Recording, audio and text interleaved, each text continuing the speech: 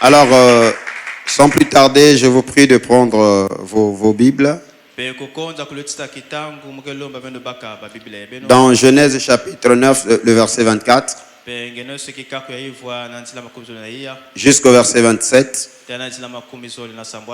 Et nous prendrons aussi Nombre 12, le verset 1er. Et le verset 10 jusqu'au verset 15. J'aimerais vous attirer votre attention que le message de ce matin, c'est pour arracher le message entre les mains des anges déchus. Vous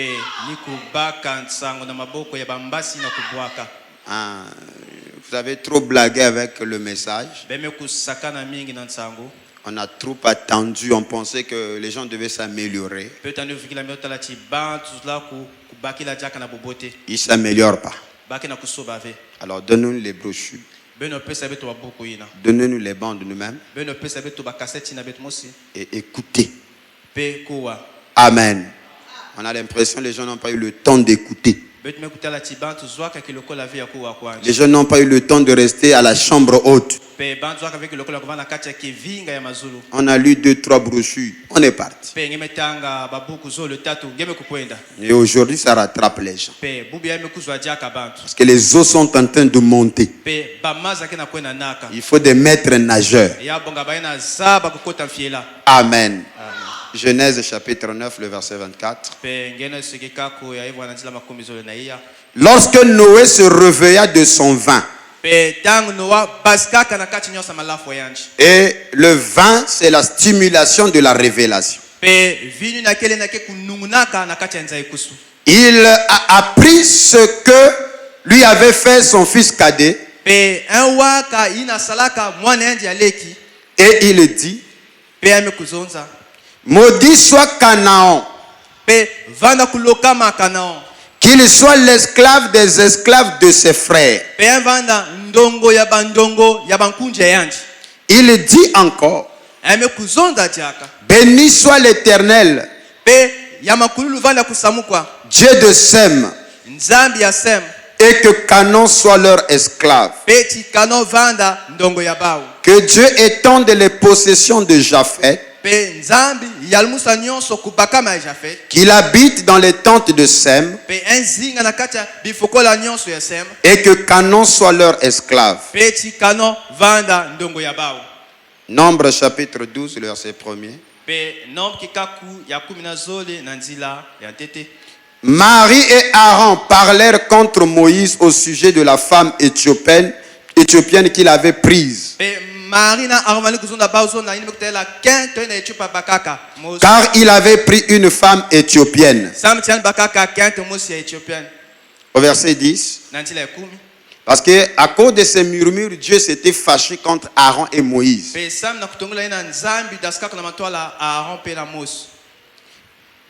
La nuée se retira de dessus la tente. Et voici, Marie était frappée d'une lèpre blanche comme la neige. Aaron se tourna vers Marie et voici, elle avait la lèpre.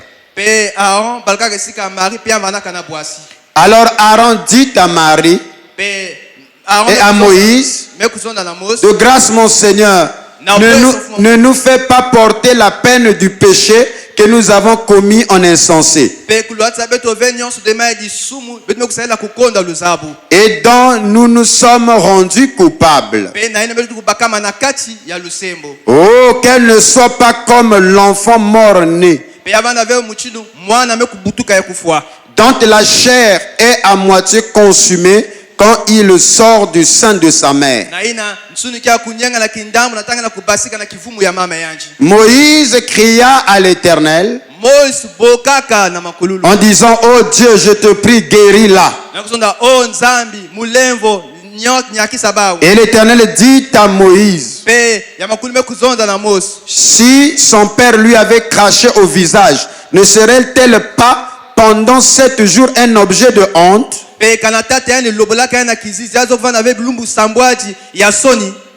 qu'elle soit enfermée 7 jours en dehors du camp, après quoi elle y sera reçue. Marie fut enfermée 7 jours en dehors du camp. Et le peuple ne partit point jusqu'à ce que Marie y fût rentrée. Que le Seigneur Dieu bénisse la lecture de sa parole et que chacun de vous soit béni au nom du Seigneur Jésus-Christ. Pour ceux-là qui ont été là le dimanche passé, nous avons soulevé une problématique traitant sur le cas de Moïse et du père Abraham. Nous avons dit, en ce qui concerne Moïse en tant que prince d'Égypte, c'était un sujet qui a été maquillé au cours des âges,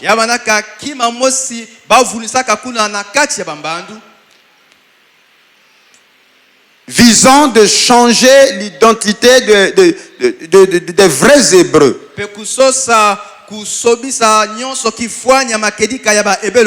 Voilà pourquoi nous avions dit le blanchiment de l'Égypte antique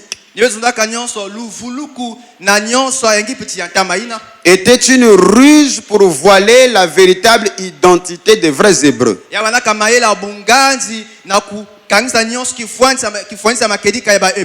Donc il a fallu qu'on voile l'identité des Hébreux, et pour que ceci soit facilement avalé,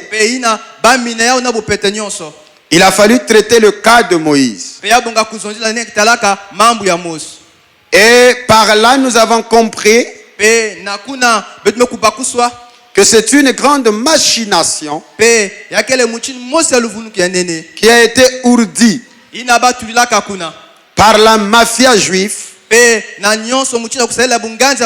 Et vous allez voir cela.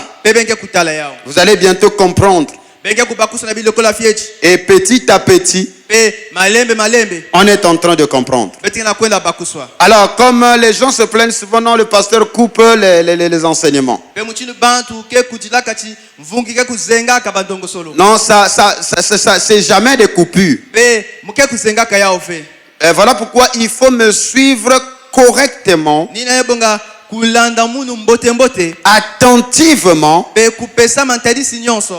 retenir avec précision ce que je dis, faire des recherches, parce que chaque mot que je prononce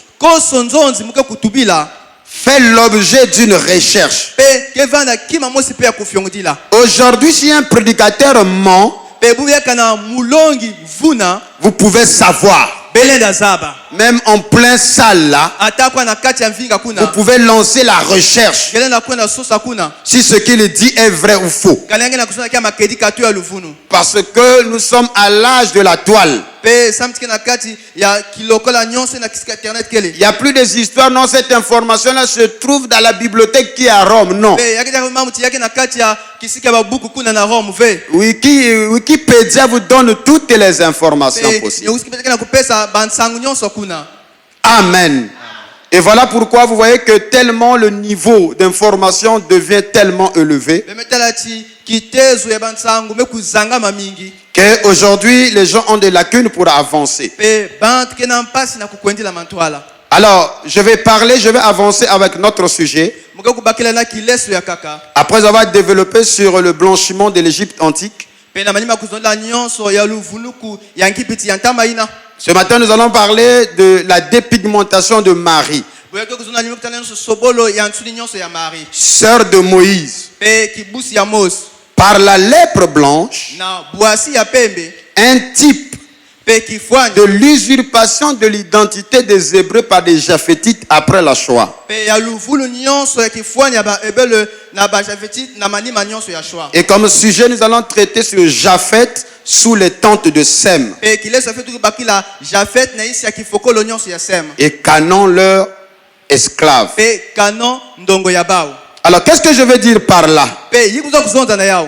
Ça ne vaut absolument rien que les gens se lèvent pour m'attaquer. Et pour m'attaquer, il faut au préalable avoir fait des recherches. Parce qu'on n'accepte pas les gens qui viennent nous distraire. Tu n'as fourni aucun effort. Tu n'as pas bien lu ta Bible. Tu n'as pas bien écouté le message. Tu n'as qu'une information valable. Tu n'as que des films d'Hollywood dans ton subconscient. Et tu veux venir m'attaquer un homme qui a passé plus de 25 ans en train d'étudier la parole. Non, on ne te donne pas cette chance-là. On a besoin de gens qui vont nous amener des preuves contraires. Pour que nous puissions aussi apprendre d'eux. Est-ce que vous êtes avec moi? Alors si vous pensez que Moïse était blanc, donnez-nous les preuves qu'il était blanc. En dehors des films joué par Cécile DeMille, et récemment le film qui a été joué, Exodus. Et il y a eu même un film qu'on a joué encore sur les dieux d'Égypte. Il n'y a que des Moïse blancs. Il n'y a que des pharaons blancs. Il n'y a que des Néfertiti blancs. On n'accepte pas ça, c'est pas des preuves. Ça c'est de la falsification. Et nous sommes ici pour rectifier la falsification afin de replacer l'écriture dans son contexte originel. Quelqu'un me dit que mais qu'est-ce que ça va nous ajouter de connaître que Moïse était noir? Il dit qu'est-ce que ça t'ajoute de connaître que le cheval blanc était l'antichrist? Parce que c'est une information même du passé. Amen. Et si tu penses que la vérité qui est rétablie n'est pas utile pour toi, alors tu as un sérieux problème. Voyez-vous, et les gens ont tellement bu le poison blanc, et quand on veut les faire vomir cela, ils ont des sérieux problèmes. Voilà quand nous nous retrouvons devant Jean 2. Aux noces de Canaan, il y a rupture de vin. Les gens étaient habitués avec une certaine un certain rythme. Ebonga était toujours meilleur. Quelqu'un peut dire amen à cela. Mais là, il y a rupture. Il n'y a plus de vin. Et on commence à se paniquer. La fête n'a pas encore fini. Mais il n'y a plus de vin. Il dit on attend l'enlèvement. Mais on sent qu'on n'avance pas. Mais pourquoi vous n'avancez pas? Il y a rupture de vin. Et Frère Branham dit que le vin, c'est la stimulation qu'apporte la révélation. Parce que si la parole n'est pas agitée, si les os ne sont pas agités, l'esprit de la guérison ne va pas s'installer. Et Frère Branham dit que le réveil, c'est pas que dans la mer ou l'océan qu'il y ait l'ajout d'eau. Mais ce sont des oscillations qui crée la montée des eaux. Est-ce que vous êtes avec moi? Ce n'est pas qu'on ajoute des choses dans le message, mais c'est l'ange qui est en train d'agiter les eaux. Il n'y a aucune goutte d'eau qu'on a ajoutée dans l'océan. C'est juste parfois une pierre qui était tombée, qui est allée loin, et ça revient. Ça peut provoquer des tsunamis. Il n'y a pas une goutte d'eau a été ajoutée dans l'océan. C'est juste de la physique. Et c'est ce qui est en train de se passer ici. Et c'est la raison pour laquelle on est fatigué avec le vieux vin. Il faut un vin nouveau. Il faut un style nouveau. Il faut une démarche nouvelle. Amen. Et pour y arriver, il nous faut des ministres qui seront dans la position de Aaron. Et Dieu avait dit à Moïse, Aaron, en matière de communication, Aaron va t'aider à parler. Et il est équipé avec toutes les facultés possibles pour parler de toi. Et dans le prophète du 20e siècle, William Branham dit, Dieu fera du messager du temps de la fin Dieu en cet âge. Et s'il est Dieu en cet âge, comme Moïse, assurément Dieu doit lui affecter son frère Aaron, le Lévi, pour parler de lui. Et c'est ce qui nous introduit directement au paragraphe 75. Qu'est-ce que le Saint-Esprit? Frère Branham là, il dit que s'il y a une génération qui vient après lui, cette génération les dépassera. Cette génération, ce sera la génération lumière, qui vont amener le message au loin. Ils viennent avec le ainsi dit le Seigneur. Ils savent combiner la vision, l'écriture, l'histoire et les âges de l'église. Et c'est Frère Branham qui dit ça dans le 7e saut, au paragraphe 411. Il dit que l'histoire, les âges, l'écriture et la vision s'ajustent si parfaitement que je peux dire que la révélation est le ainsi dit le Seigneur. Et dans le 4e saut, au paragraphe 180, Frère Branham parle de la venue du petit groupe. Quand les tonnerres seront révélés, ils vont saisir l'épée de la parole. Frère Branham dit qu'ils vont manier la parole. Ils vont manipuler la parole. Ils vont couper l'antichrist. Ils sont le souffle. C'est eux, le souffle qui sort de la bouche de Dieu. Amen. Papa me dit, ils auront la capacité de fermer le ciel, de faire apparaître des mouches ça et là. Ils viennent pour manier la parole, pour manipuler la parole. Amen. Et nous sommes dans cette saison. Et voilà pourquoi il y a une dépigmentation de Marie. Oh, la Bible est écrite en énigme, en symbole, en code. Il faut l'esprit de la prophétie pour décoder les codes de la Bible.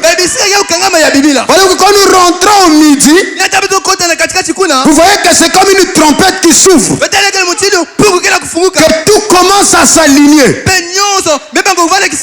Oh, nous avons commencé par le Père Abraham. Et nous avons vu que le Père Abraham, ce n'est pas possible qu'il soit blanc. Et comme indice, c'était la générosité des pharaons de son époque.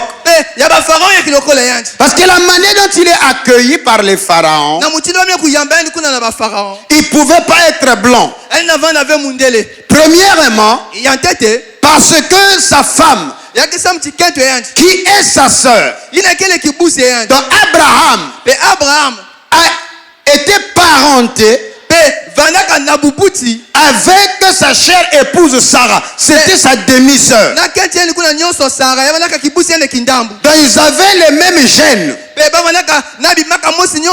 La base génétique était la même entre Sarah et Abraham. Si Abraham est blanc, Sarah est blanche. Si Abraham est noir, Sarah est négresse. Or, ce qui est vrai, suivant la légende créationniste des Égyptiens, le mal, non, le mal, le désordre était symbolisé par Seth. Non, Seth. Non, le nom Seth. C'est pas Seth de la Bible. Dans la mythologie égyptienne, Osiris est le dieu noir. Selon le culte égyptien, il symbolise le bien, l'ordre, la vie, la connaissance, le savoir. Il est peint en noir. Vous dites que ça aussi c'est le message. Je suis dans la deuxième Bible. Frère Manam me dit que la deuxième Bible est écrite dans les pyramides. Vous m'attaquez ce que vous attaquez, frère Branham. Vous allez expliquer ça comment? Que le zodiaque est la première Bible et la pyramide est la deuxième Bible. Allons-y en Égypte et lisons ce qui est écrit dans la pyramide. Alors, voyez-vous que Seth est très noir. Il n'est même pas comme vous et moi. Pardon, Osiris est très noir. Noir charbon. Parce que les Égyptiens considéraient que la couleur noire était sacrée. Parce que pour eux, leur Dieu est noir. Et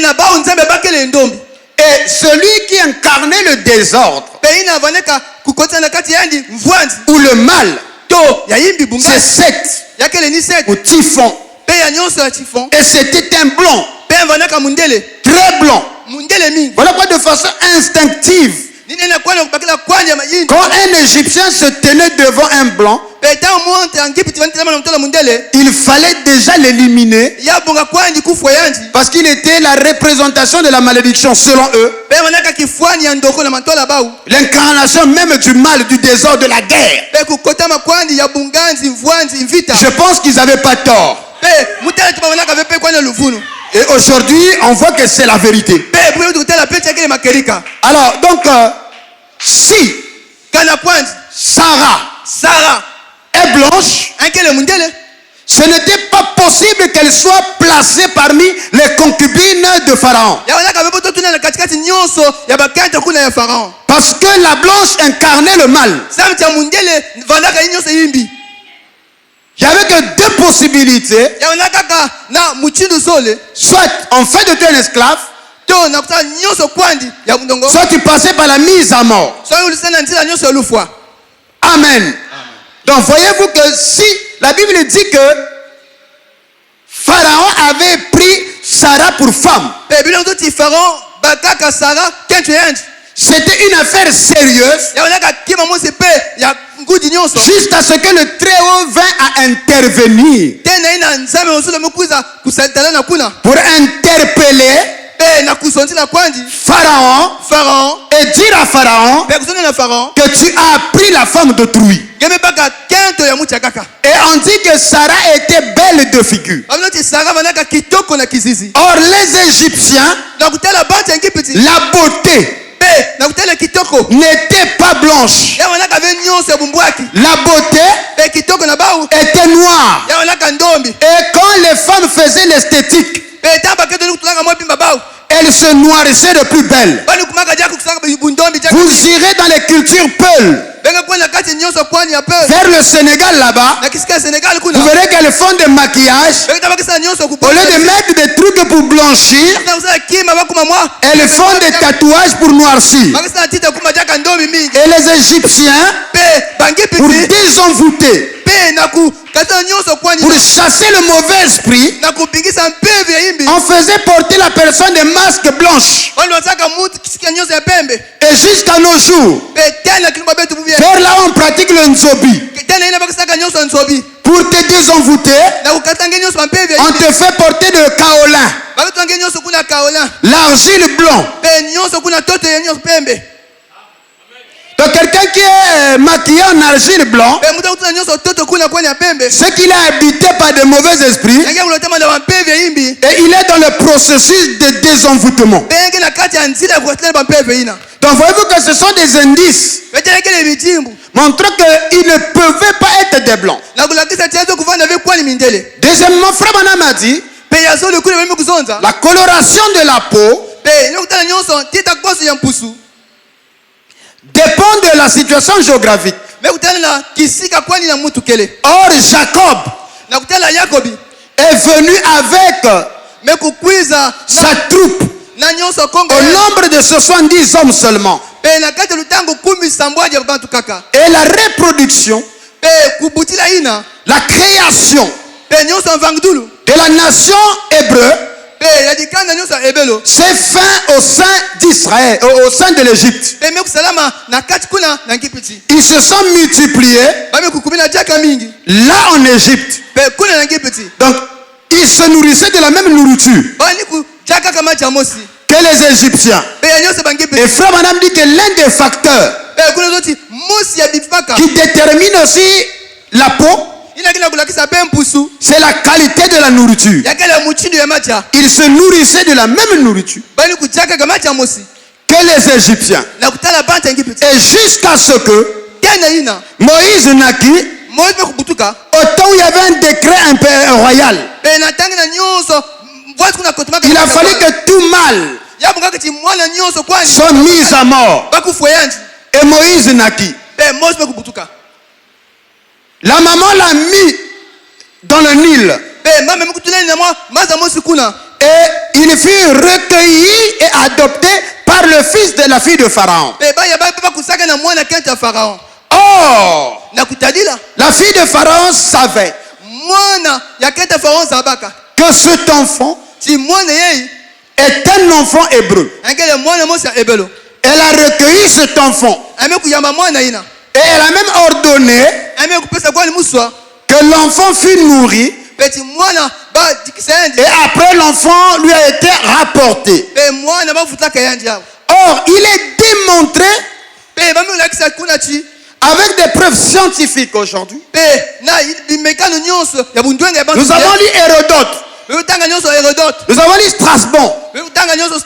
Et il y a d'autres écrivains de l'Antiquité qui déclarent clairement que les Égyptiens et les Colchidiens et les Éthiopiens étaient des Noirs aux cheveux crépus. Donc l'Égypte est nègre. L'Égypte est noire. Les pharaons sont des noirs. Ce sont les fils de Ra. Alléluia. Et leur Dieu était noir. Donc ils ne pouvaient pas être blancs. Alors regardez la clé. Elle recueillit Moïse. Et elle présente Moïse comme étant son propre fils. Or, elle est une princesse de l'Égypte. Et son fils doit être aussi introduit dans la lignée princière. Puisque leur père à la fin fut décédé. Et Ramsès prend le règne. Où la maman de Moïse devient la sœur de Pharaon. Et en tant que sœur de Pharaon, Moïse est prince de l'Égypte. Étienne nous a dit, c'est la raison pour laquelle il fut instruit dans toute la sagesse de l'Égypte. Donc si Pharaon n'a pas d'enfant, Moïse a le droit légitime de devenir Pharaon. Donc il est dans l'alignement princier. Alors le secret était gardé. Sa maman, sa soeur, son père, son frère et la fille de Pharaon et sa servante. Pharaon n'était pas au courant. Le fils de Pharaon ne savait pas. C'était un secret bien gardé. Alors si Moïse est adopté dans une famille qui est noire et que lui il est différent de cette famille-là, alors la problématique de Moïse aurait dû être soulevée très tôt. Parce que sa maman ne la présente pas comme étant un fils adoptif. Elle présente Moïse comme son fils. C'est clair? Alors, si Moïse est comme les pharaons, alors la sœur de Moïse, Jochebed, et Myriam, le frère de Moïse, Aaron, la maman de Moïse, Jochebed, le père de Moïse, ils sont identiques comme des pharaons.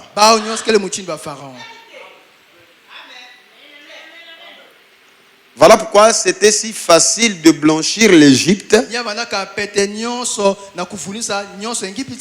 afin que quand les gens acceptent que l'Égypte est blanc,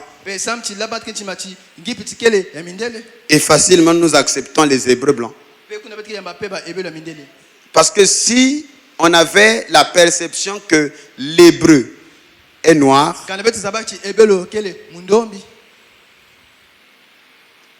et que l'Égypte est noire, on aurait dû poser la question, mais qui sont les gens qui sont en Israël? Et pour que ça marche, il a fallu blanchir l'Égypte pour faire avaler ce poison. Alors remarquez justement là, après cet épisode, Moïse se retrouve chez Jéthro. Mais quand Séphora et ses sœurs voient Moïse, ils ont fait le rapport à leur père. Ils n'ont pas dit que l'Hébreu nous a délivrés. Ils ont dit l'Égyptien nous a délivrés. Alléluia. Donc Moïse, à le voir, il n'y avait rien de moins en lui d'un Égyptien. Physionomiquement parlant, il avait tous les traits, les caractéristiques, le potentiel qu'on trouvait chez les Égyptiens. Amen. Bon, à présent, nous allons rentrer dans notre sujet de ce matin. Comme j'ai dit que on est obligé d'arracher le message entre les mains des anges déchus. Et je crois que les prédicateurs n'ont pas aidé les gens. Les gens ont pris leurs incapacités et ils ont utilisé cela comme un bouclier. On a pris leur faiblesse On a utilisé cela comme bouclier. Amen. Et ça a engendré des croyants faibles. Voilà pourquoi nous avons dit que nous sommes dans Jean 2. Il y a rupture. Ce vin-là a pris fin. Nous devons maintenant consommer le nouveau vin. Amen. Alors, remarquez justement à la sortie de l'Égypte, suivez-moi attentivement. Marie, la prophétesse, commença à murmurer contre son frère. Parce qu'ils étaient des Lévis. Et comme toute femme, elle a vu que comment le sang de Lévi sera mêlé avec le sang de Kamite. Parce que Moïse avait pris une femme éthiopienne. Et ceci n'avait pas plu à sa sœur et à son frère de savoir que, allant de la terre promise, qu'on ait une belle sœur qui est éthiopienne. Donc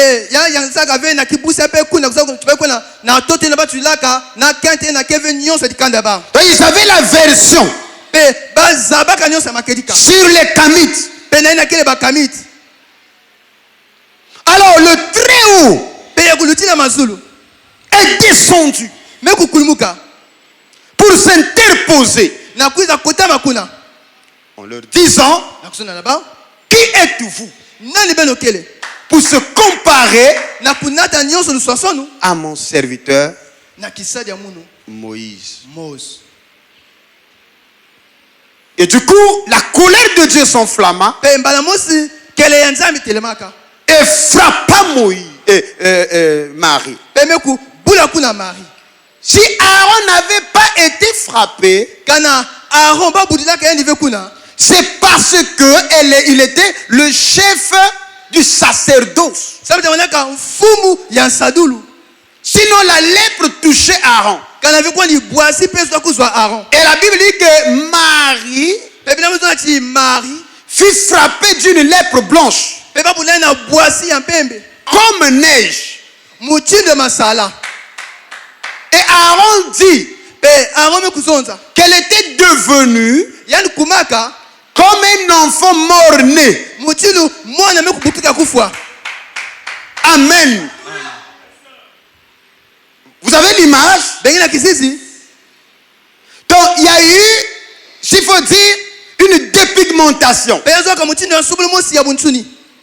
une décoloration, une métamorphose de ce qu'elle était et en ce qu'elle est devenue. C'est encore une autre épreuve, pour une preuve de plus, pour vous montrer que en ce temps-là, la blancheur des peaux était une sorte d'impureté. Et la Bible dit que Marie devenait un objet de honte à cause de sa dépigmentation due à la lèpre blanche. Vous êtes avec moi? Alors, pour ceux-là qui ont été à Suéco, le docteur Ake a fait des projections. Mais pour quelle raison Dieu frappe Marie? De lèpre, c'est de lèpre blanche. C'était en contraste avec la pigmentation de la femme de Moïse. Parce que la femme de Moïse était couchiste. Et couchiste ou Éthiopia, c'était, les Grecs les appelaient Éthiopia, qui veut dire des hommes brûlés,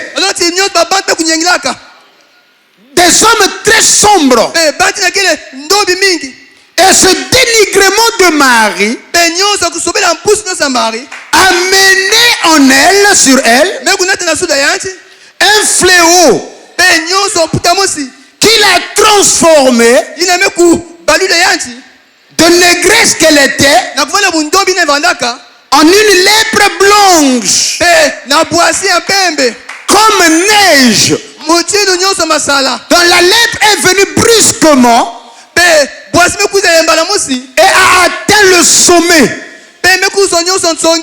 Et selon la loi de la purification de la lèpre, dans les Lévitique 12, 13 et 14, il a fallu que l'homme qui est atteint soit placé en quarantaine pendant 7 jours. Vous êtes avec moi? Pour mieux comprendre cela, quand vous voyez la sœur Barella, elle va vous donner les documents que j'avais fait sur la vision prophétique de la 7e colombe.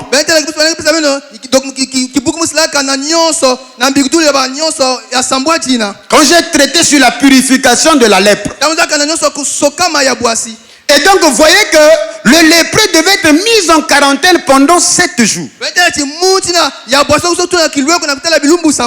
Et cette mise en quarantaine de Marie pendant 7 jours est un élément prophétique qui nous ramène directement dans Romains 11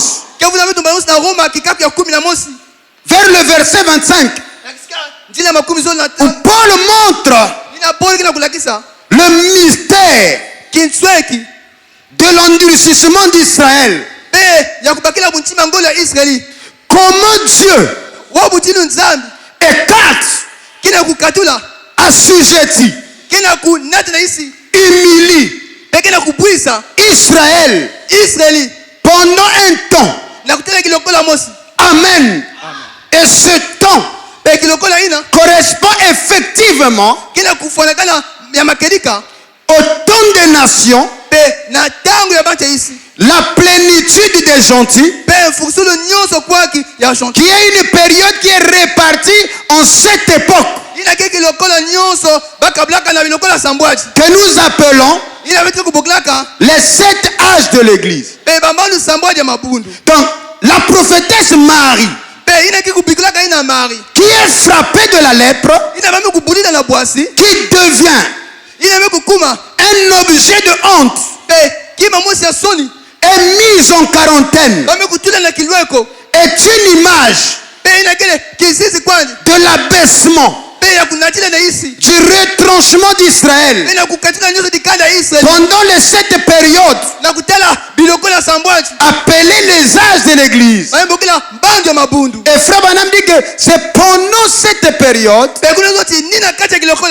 des 7 sabbats, vous êtes avec moi, où les prémices de l'esprit ont été répandues sur l'église des nations, et Israël a été mis à l'écart. Et j'avais fait la déclaration ici que tout le message passe par Lévitique 23, Lévitique 25 et Lévitique 26. Et je ne suis pas éloigné de ce principe. Donc lorsque nous commençons à traiter la problématique Moïse, et en traitant Moïse, on traite le problème hébreu. Et on ne peut pas traiter le problème d'hébreu si on ne traite pas les fêtes. Si on ne traite pas les lois sur la rédemption et le pays d'Israël. Si on ne traite pas Lévitique 26 qui parle des 7 châtiments qui correspondent aux 7 trompettes.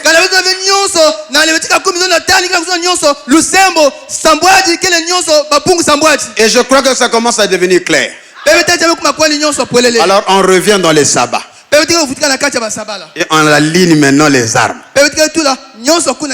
Donc le blanchissement de Marie ici, la lèpre de Marie l'humiliation de Marie, la mise en quarantaine de Marie est une vision. Un élément de la vision qui nous ramène en ce temps-ci. C'est la période pendant laquelle Israël a été frappé, a été humilié, a été privé de la gloire du Seigneur. Quand ils ont crié à la croix que son sang retombe sur nous et sur nos enfants, alors Dieu a tourné les regards vers les nations pour choisir du milieu d'elles un peuple qui portera son nom. Mais regardez, voilà quoi j'ai toujours dit qu'il faut un langage plus élevé aujourd'hui pour apporter le message aujourd'hui. Amen. Et le message tel que nous le recevons, nous le recevons sur le noir et le blanc. Mais quand nous rentrons dans la vision de Junior Jackson,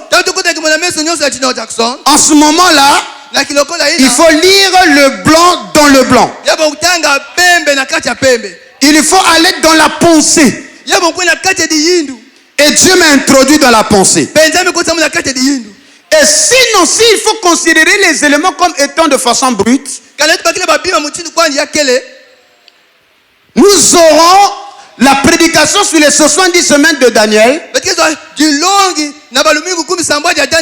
avec 7 ans après l'enlèvement. Parce que quand Frère Branham prêche la 70e semaine de Daniel, il a dessiné le schéma. Et il montre que après l'enlèvement de l'épouse, il reste 7 ans. C'est la raison pour laquelle le docteur Frank Ewald est resté avec le schéma de Frère Branham, qui a bien dessiné quand l'épouse monte, il reste 7 ans. Et dans les questions et réponses sur les sceaux, et dans les sceaux, Branham commence à donner quelques éclaircissements. Alléluia. Donc, si je dessine le schéma aujourd'hui,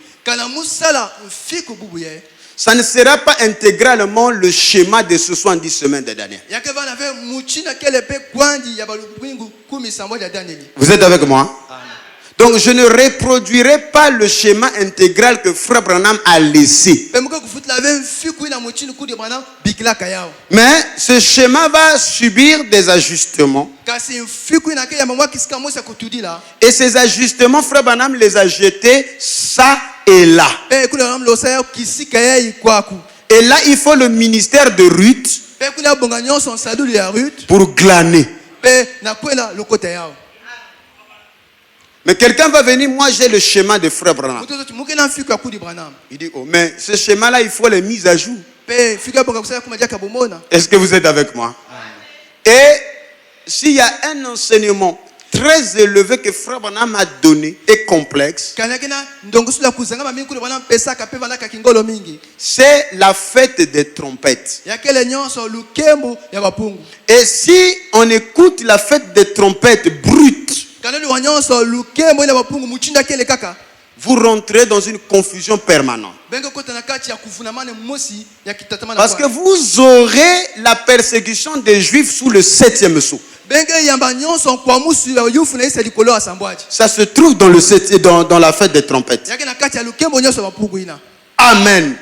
Mais Frère Branham va dans cette lancée, donc reconnaissez votre jour et son message. Et après, il vient dans la demeure future, il brosse un peu. Alors, il vient faire des questions et réponses en août. Et dans les questions et réponses, il dit, mais finalement, il y a quelque chose qui s'est passé. C'est quand j'ai prêché sur les fêtes de la fête des trompettes. Quand je parlais des fêtes, il dit que j'ai pris que entre la Pâque et la Pentecôte, non, entre la Pentecôte et la fête des trompettes, il y a 7 sabbats. Mais il dit non, ne faites pas ça. Alléluia. Il dit que si cette bande venait entre vos mains, il faut rectifier. En ce moment-là, repartez dans la Bible, étudiez. Et dit que entre la Pâque et la Pentecôte, il y a 7 sabbats. Et entre la Pâque et la fête des trompettes, il y a 7 mois. J'aimerais que nous puissions lire ça ensemble. Donc, question et réponse numéro 1. Le paragraphe 205. Je lis à partir de souvenez-vous. Souvenez-vous que là, après ce moment-là, la gerbe devient du pain. Voyez-vous, une gerbe, puis tout devient du pain. Oh! C'est là un grand enseignement. Je n'ai pas effleuré le contour. Mais s'il vous arrivait de suivre cela sur la bande, souvenez-vous, consultez la Bible. Et à la fin, il dit, un prédicateur. Ici, il dit, pourrait révéler cela dans la traduction de la voix de Dieu. Il dit, pourrait reprendre cela. Et alors, vous aurez cela. Donc, sur la question de Lévitique 23, William Branham est clair là-dessus. Qu'en rentrant dans les trompettes, un prédicateur est censé relire convenablement sa Bible et revenir avec une étude approfondie. Parce que Branham a dit que cette chose-là est un enseignement profond qu'il n'a même pas effleuré. Donc les trompettes, selon les propos de William Branham lui-même, il n'a même pas effleuré cela. Or les trompettes concernent Israël. Donc lorsque nous traitons la problématique hébreu, mais nous sommes déjà en plein dans les trompettes parce que c'est un enseignement profond que Frère Branham n'a même pas effleuré.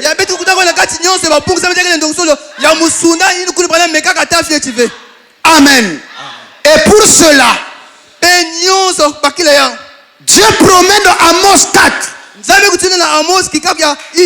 le verset 7 à 8. Il dit qu'il y aura des pluies sectorielles. Et il y aura des champs et des villes qui seront fortement arrosées. Dans tous les ministères n'ont pas la même alliance. Oh, dites Amen. Tous les ministères n'ont pas les mêmes démarches. Ils n'ont pas les mêmes perceptions. Dieu donne tantôt des doses plus élevées à d'autres. Et ceux-là vont alimenter d'autres.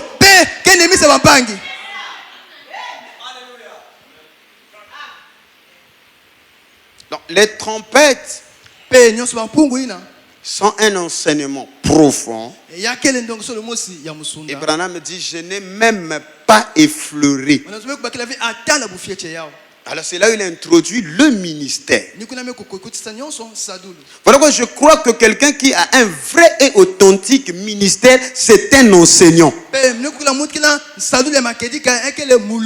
Il doit faire suite aux enseignements de William Branham avec un langage plus élevé en son temps. Sinon, on prend la gilette, on déchire le paragraphe 205. Question et réponse numéro 1. 1964. Il dit qu'un ministre pourra reprendre cela et il l'aura. Ce que le ministre doit reprendre,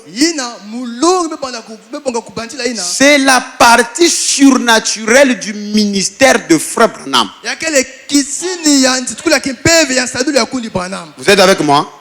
Et la partie surnaturelle du ministère de Frère Branham, ce sont les trompettes. Alors, je vais d'abord lire les sceaux. Vous comprenez que les gens sont malades. Frère Branham dit dans le 4e sceau, le paragraphe 56, il dit,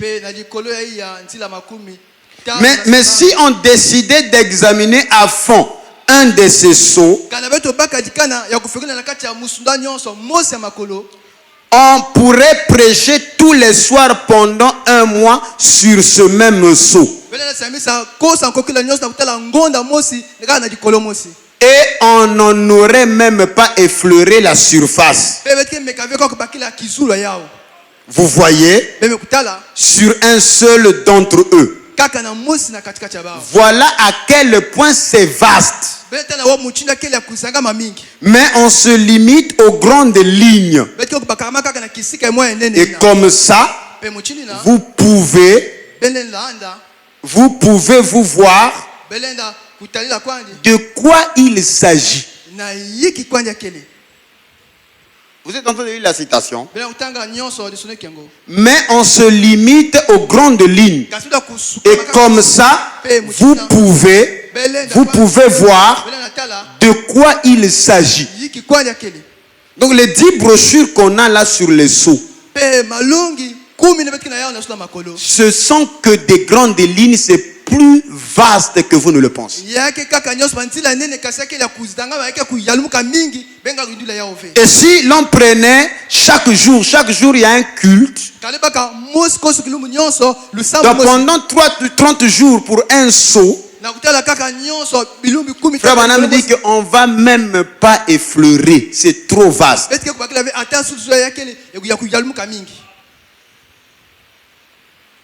Alléluia. Reconnaissez votre jour et son message. Le paragraphe 36. Et je me suis agenouillé sincèrement devant Dieu pour prier. Et il m'a révélé que ces 7 trompettes ont sonné sous le 6e sceau. Et j'avais déjà prêché là-dessus de façon surnaturelle. En bas, il dit, il s'agit de la persécution des Juifs. Amen. Alors, Frère Branham nous dit que au moment où il voulait aborder sur les trompettes, il dit que Dieu leur a montré qu'il avait déjà enseigné ou abordé les trompettes dans le 6e sceau, mais de façon surnaturelle. Alors, il faut qu'on se débarrasse de notre religiosité. Vous pensez que vous pouvez démontrer les 7 trompettes avec le 6e sceau qu'on voit là?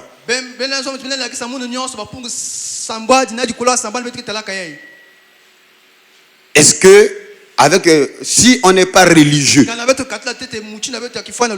quand je parle de la religion, c'est le fanatisme. Est-ce que vous pouvez me faire asseoir et me démontrer à partir du 6e sceau où placer les 7 trompettes? Parce que Frère Branham m'a dit que Dieu lui a dit que c'est de façon surnaturelle qu'il a abordé cela. Alléluia. Amen. Donc, la question que l'exercice que Frère Branham nous donne dans le COD, où il dit que le prédicateur doit repartir dans la Bible et il aura ça. Ce qui concerne la prédication sur les 7 trompettes est la partie surnaturelle de son message. Quelqu'un peut dire Amen? Quelqu'un va dire, mais docteur, jusqu'à présent, on ne sait pas, il y a quel rapport entre les trompettes et Marie. Reste calme. Nous sommes déjà là-dedans en plein, sans vous rendre compte que nous sommes déjà dans le livre de Daniel. Alors, que dit Frère Branham sur ces trompettes? Dans les sceaux. Dans le premier sceau, au paragraphe 136, Frère Branham a dit, maintenant, quand nous aborderons les trompettes, nous retournerons en arrière pour voir chacune de ces guerres et vous montrer qu'elles suivaient ces églises, vous montrer qu'elles suivent ces sceaux, des guerres et des bruits de guerre. Mais la trompette, ça indique des troubles politiques. Amen. Alors, vous constatez que Frère Branham est précis ici. Et il nous dit, il a abordé les trompettes dans les sceaux de façon surnaturelle. Et cette citation nous montre la précision que ces trompettes, ce sont des guerres, des troubles qui suivaient les églises et les sceaux. Amen. En ce moment-là, nous devons faire un voyage dans le passé pour fouiller ces différentes guerres-là. Amen. Alors, et la clé pour comprendre cela, nous revenons sur Apocalypse chapitre 16, le verset 12. Quand la 6e coupe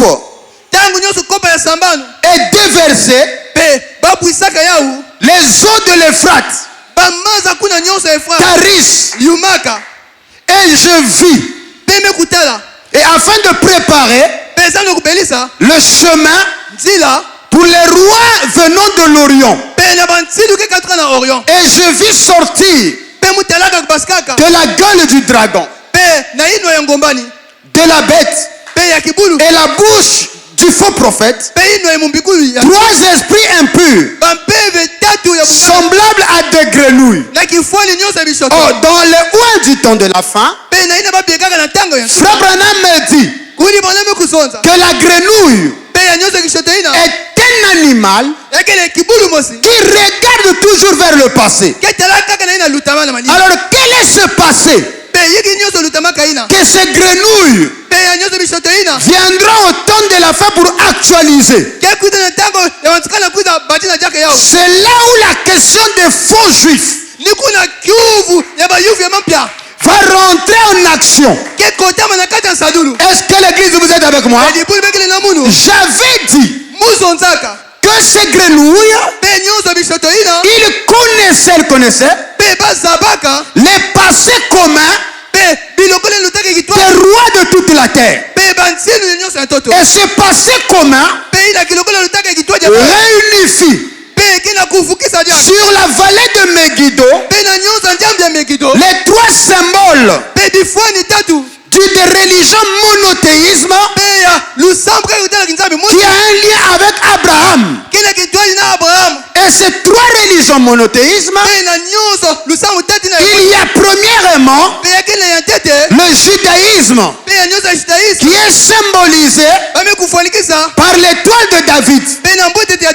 Deuxièmement, il y a le christianisme qui est symbolisé par la croix.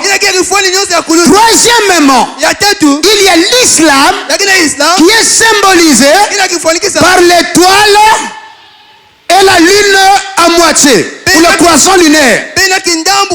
Oh! Ces empires ou ces religions monothéistes ont fini par devenir des empires. Et l'empire romain a adopté le christianisme, c'est-à-dire la croix, à travers le sens de Constantin l'empereur. Et juste au 3e siècle, vers la fin du 3e siècle, le christianisme a vaincu la Rome impériale. Dans la mesure où la Rome a adopté le christianisme comme étant la religion d'État, c'était une victoire. Et de l'autre côté, il y a Mahomet qui vient avec une nouvelle religion qu'il appelle la soumission, et il réunit autour de lui au début les Arabes. Après il a fini et allé dans les conquêtes, et c'est devenu une force militaire qui a rassemblé des empires. C'est l'empire islamique. Mais arrivé vers le 7e siècle, le roi Khazar, Kangabula, il se dit que le monde aujourd'hui est contrôlé, suivez attentivement, par des empires religieux. Et le polythéisme tombe au profit du monothéisme. Les Khazars étaient au départ, les Mongols venant vers la Chine, un peuple brutal. Et après des guerres, ils sont chassés et ils sont venus eux conquérir l'Europe de l'Est en envahissant les tribus turques. Et ils se sont déployés et sont devenus un empire puissant au croisé des empires religieux. De l'autre côté, il y a l'islam qui devient un empire. De l'autre côté, il y a le christianisme. Après l'invasion, la chute de Rome au 4e siècle par des barbares, ce qui accomplit la vision de Daniel, parce que la statue de Nebuchadnezzar avait 2 pieds, et pour montrer que cet empire va s'étendre, une partie en Orient, une partie en Occident. Ainsi, lorsque la Rome tombe, il y a eu une extension du même empire qui est devenu l'empire Byzance ou les Byzantins. C'est le deuxième pied de la statue de Nebuchadnezzar. Je peux avancer. Alors qui s'affronte avec l'islam? Et de l'autre côté, il y a l'empire Khazar qui s'élève. Mais comme les saisons changent, Kangabou l'a dit, si je prends le christianisme Ça veut dire que je serai assujetti par les Byzantins. Amen. Si je prends l'islam, je serai assujetti par les Arabes. Il fait venir un imam. Il fait venir un prêtre. Et il fait venir un rabbin. Alors, il leur dit, vous trois, vous vous proclamez comme étant une religion monothéiste liée avec Abraham. Exposez, je veux voir qui est réellement plus proche d'Abraham.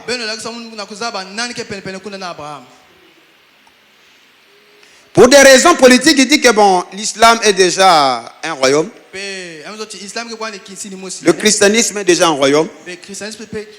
Moi, je prends pour moi le judaïsme. Pour que je sois aussi un roi indépendant. Alléluia. Et voilà comment l'empereur, le roi, avec tout son caste,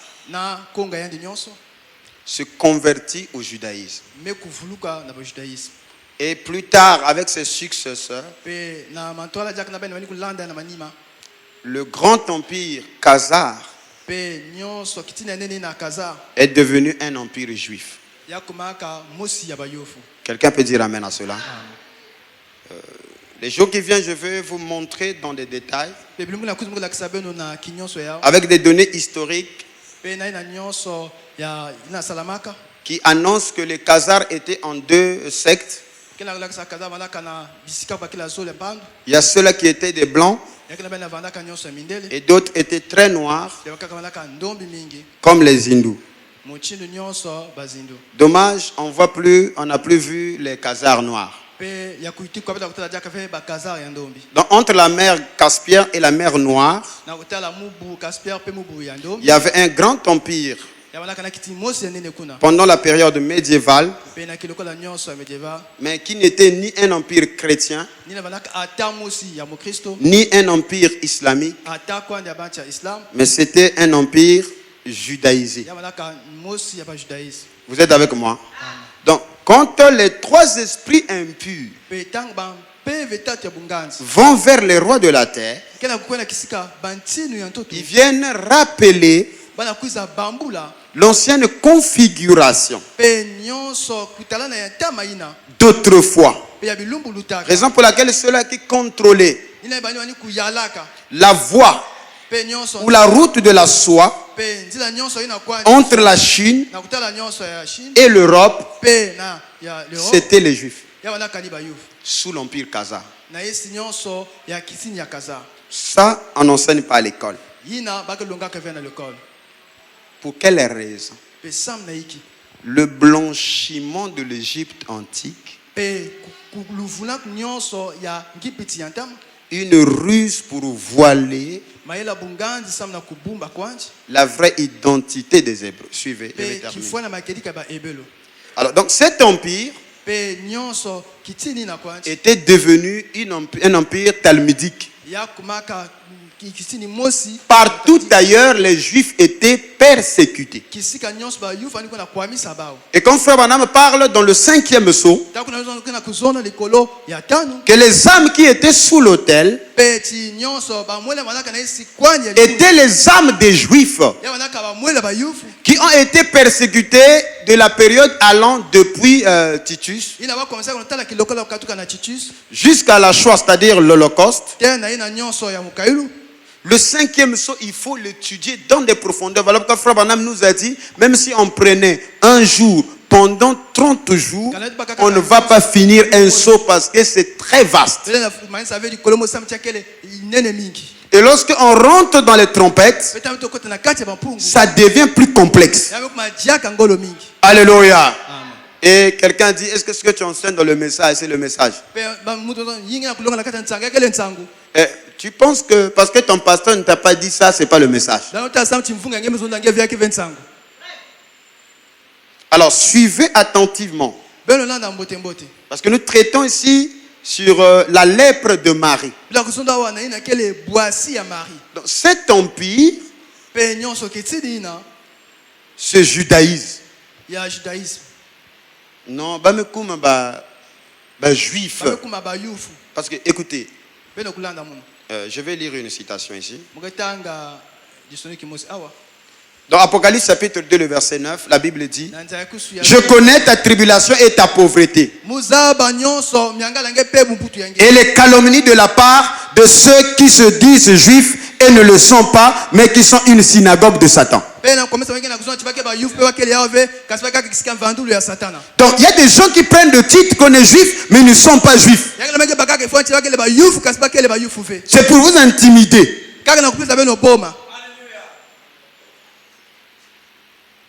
Dans Apocalypse chapitre 3, le verset 9, il dit: voici je te donne de ceux de la synagogue de Satan qui se disent juifs et ne le sont pas. Comment il y a des gens sur la terre qui disent qu'ils sont juifs alors que c'est des synagogues de Satan et ils ne le sont pas? Comment? Jésus dit dans Matthieu 23, le verset 15: malheur à vous, scribes et pharisiens hypocrites, parce que vous courez la mer et la terre pour faire un prosélyte. Et quand il est devenu, vous en faites un fils de la géhenne 2 fois plus que vous. En dehors des juifs, il y a des prosélytes.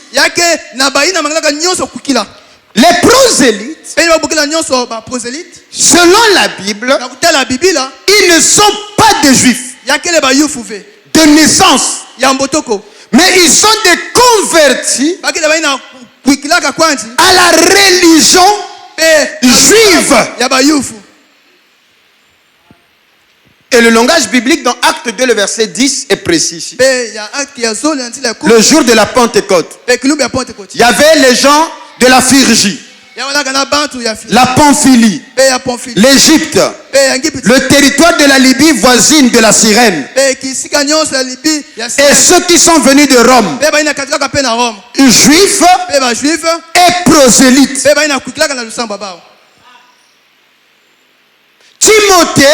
Timothée, sa mère était juive, son père est grec. Et le mariage entre juifs et grecs, il a fallu que cet homme devienne prosélyte. Mais la Bible n'appelle pas un prosélyte un juif. Acte 13, le verset 43. Et à l'issue de l'assemblée, beaucoup de juifs et des prosélytes pieux suivirent Paul et Barnabas. La Bible est précise là-dessus. Quand quelqu'un accepte la foi talmudique, non, il y a pas juif. Il ne devient pas juif. Il devient prosélyte. Amen. Mais remarquez, l'empire Khazar, on a fait des prosélytes. Et vers le 10e siècle, les princes russes se sont révoltés contre les Khazars et ont détruit cet empire. Alors que lorsque l'empire était au paroxysme, quand la nouvelle parvint aux Juifs, partout où ils étaient persécutés, ils se sont réfugiés dans leur empire, se disant: on est aussi comme les chrétiens et les musulmans, on a aussi un empire. Alors au lieu que les croyants, les convertis, soient des prosélytes, tous ils sont devenus juifs. Vous comprenez? Or, avant la guerre de 6 jours, le président arabe le président de l'Égypte, Nasser, à la radio, il dit, nous n'acceptons pas la présence des Blancs en terre sainte. Parce qu'il y a moins de 2000 ans de cela, vous êtes sortis noirs. 2000 ans après, vous revenez blanc. Qu'est-ce qui s'est passé? On n'accepte pas ces choses. Voilà l'une des raisons de la guerre de 6 jours. Vous commencez à comprendre? L'Empire se convertit au judaïsme.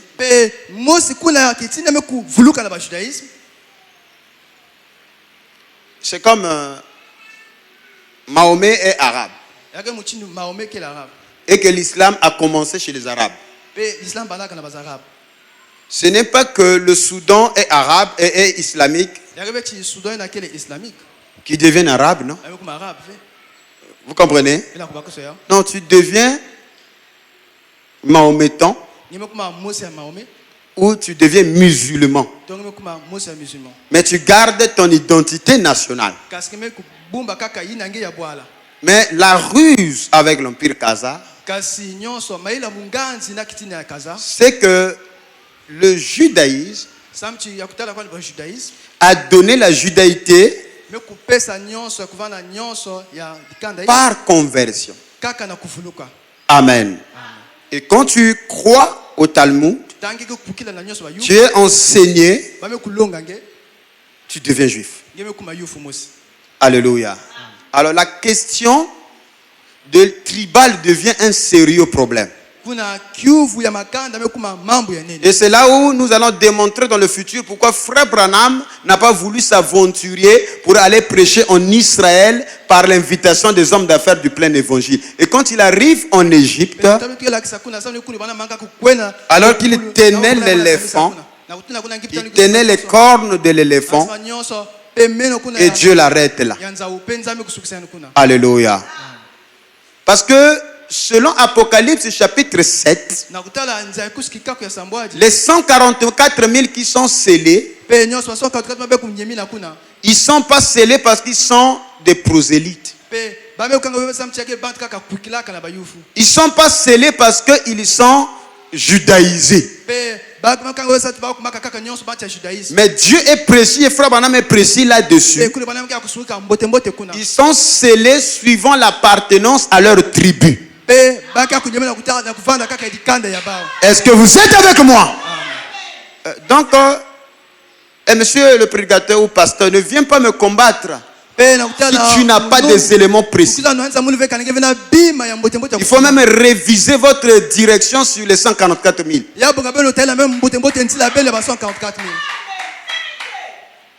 Parce que les Juifs, les vrais, les Hébreux noirs n'étaient pas encore entrés en terre sainte du vivant même de Frère Branham. C'est-à-dire les Juifs d'Afrique. Or, quand il prêche la fête des trompettes, il lit des écritures.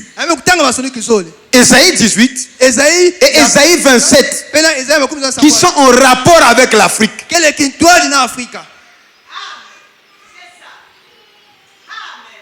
Je ne rentre pas là-bas là. Je me focalise sur la lèpre de Marie. Je vous ai dit que c'est une usurpation d'identité. Donc ces Mongols, ces Turcs, ils n'avaient pas l'alphabet pour transcrire leurs données sous forme écrite. Et le rabbin a donné l'alphabet hébreu afin de transcrire les informations de la langue khazare à partir de l'alphabet hébraïque. C'est comme l'alphabet français, ça n'existe pas. Vous connaissez pas ça? Il n'y a pas l'alphabet français. C'est gréco-latine. Amen. Parce que les Romains, lorsqu'ils sont allés à la conquête pour civiliser les nations, les anglophones n'étaient pas civilisés, les Français, les Gaulois, tous ces gens, les Espagnols. Il fallait les conquérir, les imposer la civilisation. Alors comment se fait-il que l'Espagnol, qui n'a rien à voir avec l'anglais, qui n'a rien à voir avec les Français, amen, il utilise l'alphabet identique. Donc ce n'est pas parce qu'ils utilisent l'alphabet qu'on appelle français, sinon que les anglophones vont aussi appeler cela l'alphabet anglaise. Vous comprenez? Mais ils ne parlent pas la même chose. Voilà pourquoi en Israël, on ne parle pas l'hébreu. Non, la langue que les Israélites parlent, ce n'est pas de l'hébreu, c'est de le yiddish. Ça n'a rien à voir avec l'hébreu. Les langues qui sont plus proches de l'hébreu, c'est nous, le Congo. Yahvé. L'hébreu ancien dit Yahvé.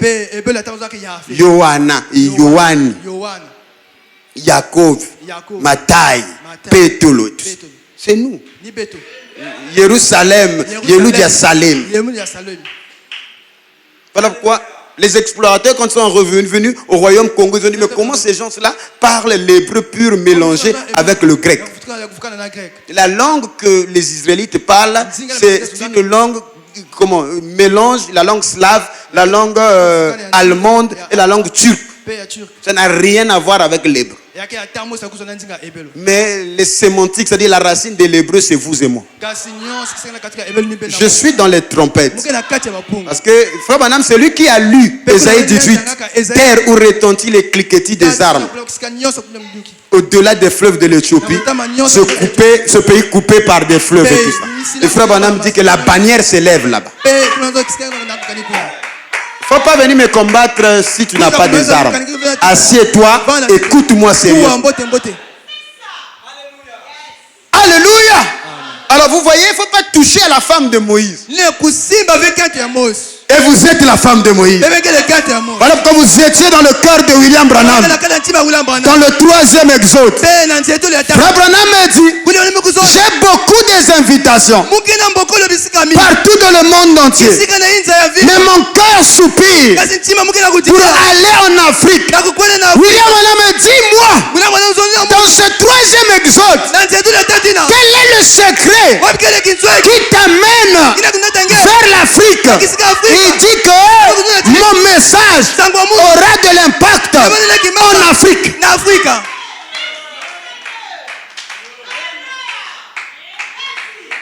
Vous touchez la femme de Moïse, vous allez perdre votre identité.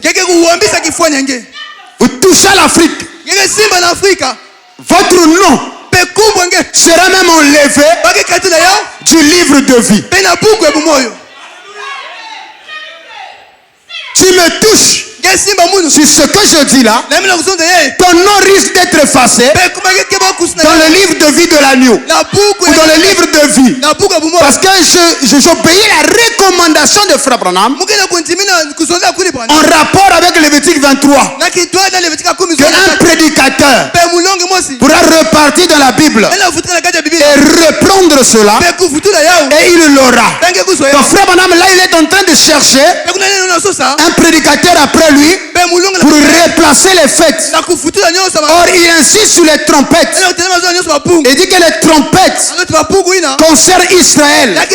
Or ce sont les trompettes qui introduisent les expiations. Et dans cette fête d'expiation, c'est la fête qui rassemble les nations.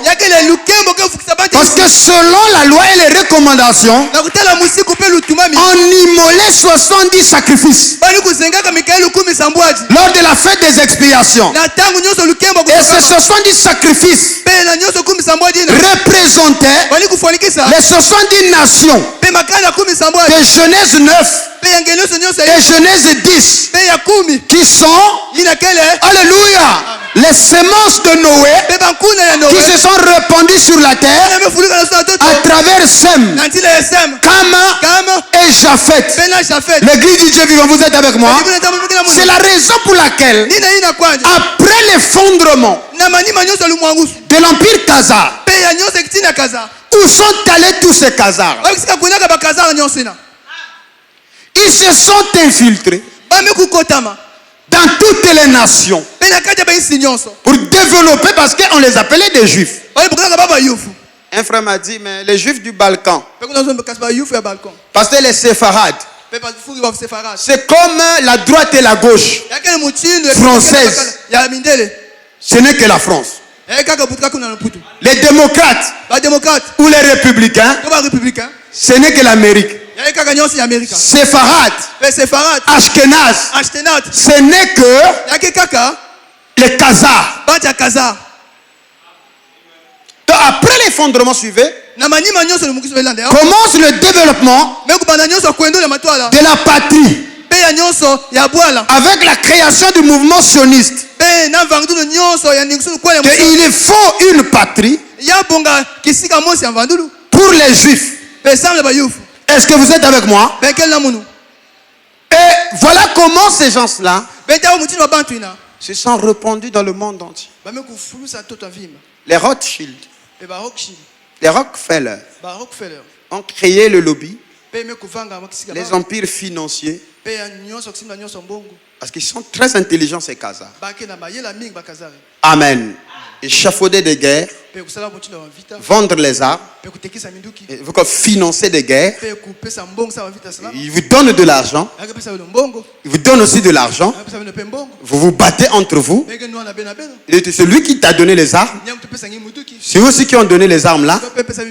Et que ce soit lui qui gagne, c'est toujours eux qui auront les comptes. Donc il ne perd jamais. Alléluia. Alors, le mot là de Jérusalem, qui était le représentant de la mosquée El Alaska, qu'on appelle la Dame du Rocher, à Jérusalem, lors de la Deuxième Guerre mondiale. Il se lie avec Hitler. Donc on parle des trois esprits impurs là, ça va, ça revient. Il se lie pour dire à Hitler, les gens qui gèrent l'économie, qui appauvrissent ta nation, ne sont pas les fils d'Abraham. Amen. Ce sont ces gens-là qui ont fait que nous puissions échouer. Parce que nul n'a été l'interposition de l'empire khazar. L'islam aurait dû détruire le christianisme. L'Europe devait être envahie par l'empire islamique et les vikings. Ce sont les Khazars qui se sont interposés à l'invasion islamique et l'invasion des vikings. Et cette haine-là, les musulmans ne peuvent jamais s'en défaire. Voilà quoi vous voyez, que ce soit l'Iran, que ce soit toutes les nations qui environnent Israël, ils ne peuvent pas aimer la nation d'Israël parce que le problème est ancien. Alléluia. C'est à cause de l'empire khazar. Et quand ils ont compris que ceux-là qui reviennent après l'Holocauste, 90% des Juifs qui vivent en Israël ne sont pas de la souche d'Abraham. Ce sont des prosélytes. Alléluia. Mais qui ils sont? Je reviendrai le dimanche prochain si Dieu nous donne le temps pour retracer la tablette des nations pour vous montrer et situer le positionnement de ce 70 nations. Mais dans Genèse 10, le verset 2 jusqu'au verset 3, la Bible dit: le fils de Japhet furent Gomer, Magog, Madai, Javan, Tubal, Méchec et Tiras. Amen. Donc l'expression Magog ancienne, c'était les Mongols. Les fils de Gomer, Ashkenaz, Rifa et Togarma. Donc voyez-vous que l'expression Ashkenaz ou le nom Ashkenaz Ashkenaz, qui est le fils de Gomer, qui est le petit-fils de Japhet, n'est pas un sémite. Alléluia. Donc, quand les Juifs s'appellent les Juifs Ashkenaz, c'est une identification pour montrer qu'ils ne sont pas littéralement des Sémites, ils sont des Japhétites. Mais comment Japhet, au lieu de garder son identité en tant que Japhétite, a voulu abandonner son identité pour s'en approprier de l'identité des Sémites, pour se dire que je suis juif, je suis de la lignée d'Abraham. Ce problème doit être abordé avec tout le sérieux possible, de peur que même vous puissiez injurier les gloires. Alléluia. Je crois que nous sommes d'accord que la majorité, ou 90% des Juifs sont des Japhétites, convertis au judaïsme. Et quand Dieu vient pour sceller les 144 000, il ne vient pas sceller les Japhétites. Il vient sceller le petit Benjamin qui représente les 144 000, et il n'y a que Dieu lui-même qui les connaît. Mais comment les Khazariens ont pris l'identité, ont usurpé l'identité juive. Ils sont autoproclamés des Juifs. C'est l'accomplissement de la prophétie de Noé. Parce que dans la malédiction de Noé, cette malédiction avait 3 niveaux. Premièrement, c'est que Noé dit: Amen. Maudit soit Canaan. Qu'il soit l'esclave des esclaves de ses frères. Alors, qui sont les frères de Canaan? Je pose la question à l'église. Les frères de Canaan. Les frères de Canaan. Les frères de Canaan. Yaput, Cush et Mitzraïm. Parce qu'ils étaient à 4. Et Noé dit: il faudrait que Canaan devienne l'esclave des esclaves de ses frères. Mitzraïm, Put et Cush, ils ont des esclaves. Amen. Quand Noé en parle, il parle à ces 3. Sem, Cam et Japhet. Alors, qui sont les esclaves des frères de Canaan? Vous voyez la complexité? N'acceptez pas du n'importe quoi. Amen. Parce que le premier à régner, à dominer, à faire des esclaves, c'était les frères de Canaan, c'est-à-dire Misraïm. Donc quand Dieu dit qu'il faut que Canaan devienne l'esclave des esclaves de ses frères, et les frères de Canaan, c'est l'Égypte, la Libye et l'Éthiopie. Donc ces 3-là vont soumettre des gens. Et les gens qui vont soumettre, c'est les enfants de Japhet et les enfants de Sem. Je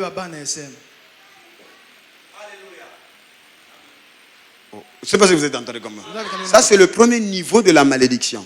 Maintenant, c'est que Canaan sera l'esclave des esclaves de ses frères.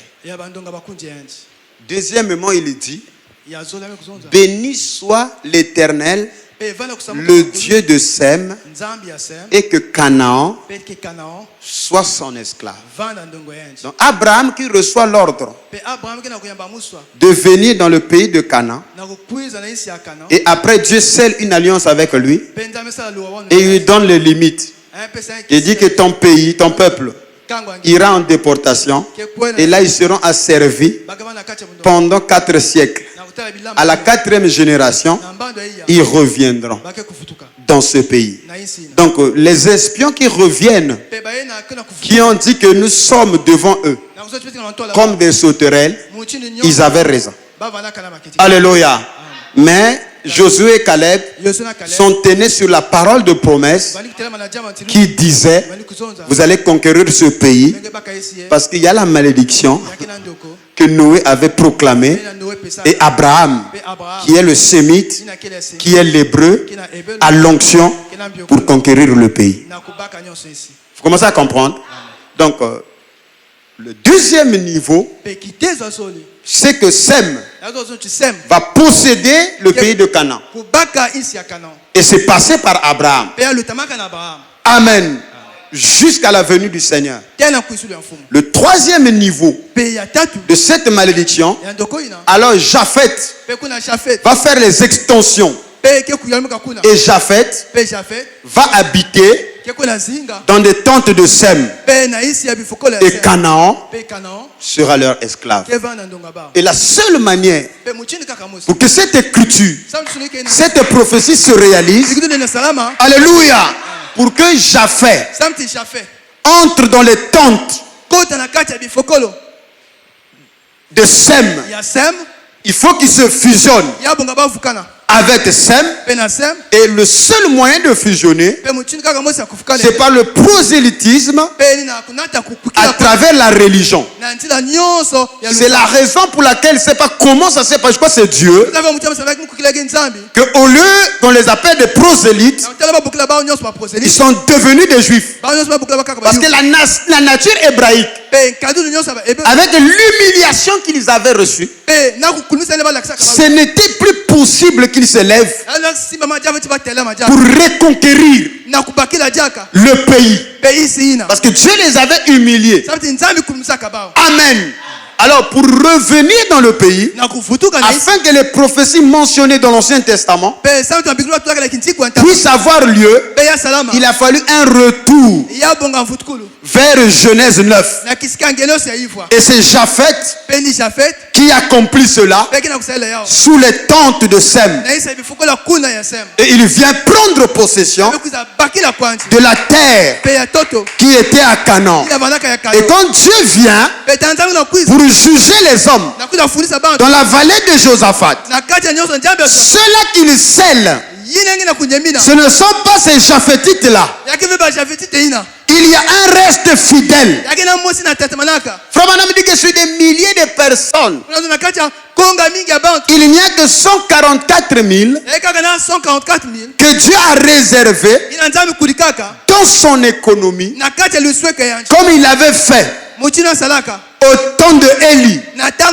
Il s'était gardé 7 000 qui n'avaient pas fléchi les genoux devant Baal.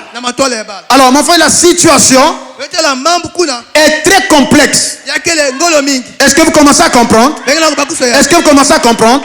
Donc, j'ai montré pour conclure que le changement de l'identité hébraïque,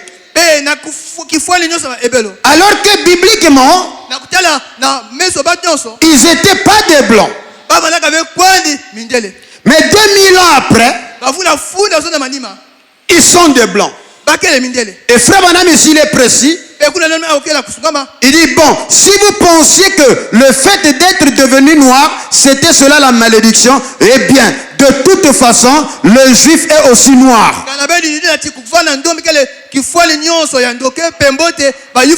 Ne m'attaquez pas, mes bien-aimés. Attaquez Frère Branham.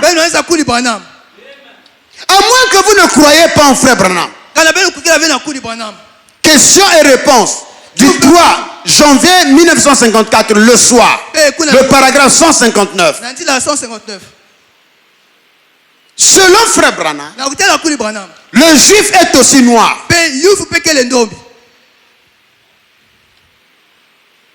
Comme Marie était d'abord noire. Et à cause de ce sentiment discriminatoire,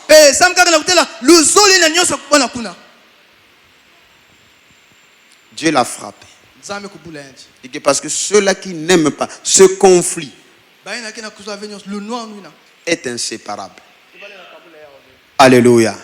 Voilà pourquoi je dis qu'un blanc pour aimer un noir, il faut l'amour de Dieu. Il faut la vraie nouvelle naissance. Parce que depuis que Combis en 525, l'empereur perse a vaincu l'Égypte, il a pris la résolution de détruire tous les temples, toute la sagesse de l'Égypte.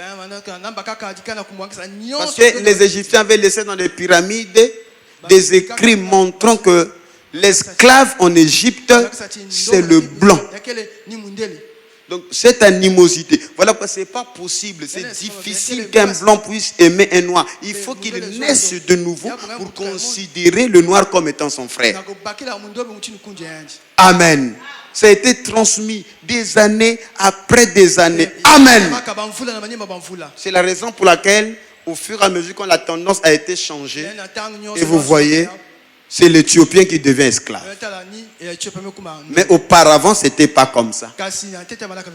C'était eux qui faisaient des esclaves. C'était eux qui dominaient. Et Frère Branham nous dit que le juif est noir. Donc les déclarations de Nasser étaient justifiées. Il y a 2000 ans de cela, vous êtes sorti blanc. 2000 ans après, vous êtes sorti noir. 2000 ans après, vous revenez blanc. Je dis que ça veut dire cette terre, vous n'êtes pas les filles de Sion. Vous n'êtes pas les fils de Sion. Comment vous êtes blanchis? Mais la grâce du Seigneur est ici. Nous avons décodifié ce mystère. C'est à travers la lèpre de Marie. Alléluia. Et c'est 7 jours pendant lesquels Marie a été comme l'objet de la honte. Et cette période et cet âge de l'église. Et à la fin, la prophétie annonçait que les Juifs reviendront de leur terre. Et lorsqu'ils reviennent accomplissant ainsi la prophétie annoncée par le prophète Noé, que Japheth habitera sous les tentes de Sem. Aujourd'hui, cette écriture s'est accomplie. J'ai compris pour quelle raison, en ce temps-là, Frère Branham ne pouvait pas aller là-bas. Amen. Parce que la Bible dit que tu ne prendras point l'Égyptien en horreur. Tu le recevras, tu l'accueilleras. Parce que il t'a reçu en Égypte.